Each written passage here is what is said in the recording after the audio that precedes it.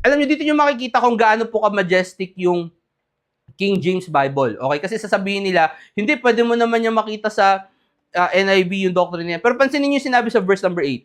And Abraham said, my son, God will provide himself a lamb for a burnt offering, so they went both of them together.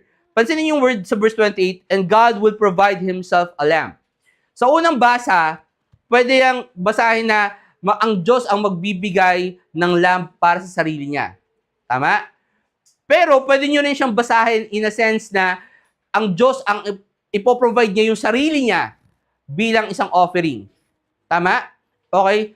Pero pareho yung wording. Tama? Makikita, ang point ko mga kapatid, makikita ninyo dito yung power ng King James. Dahil doon pa lang sa translation, makikita nyo na yung lalim ng salita ng Diyos. Kasi hindi naman po ito sinulat sa English eh. Pansinin nyo, sinulat po ito sa Hebrew. Okay? At nung sinulat ito sa Hebrew, I believe ganito rin po yung pagkaka-render. Hindi ako marunong mag-Hebrew, pero I believe na ito, ganito rin po yung pagkaka-render nung verse na to, in a sense na pwede mo siyang basahin in dual application. Na ang Diyos ang magbibigay ng offering sa kanila at the same time na ang Diyos ang i-offer ay sarili niya.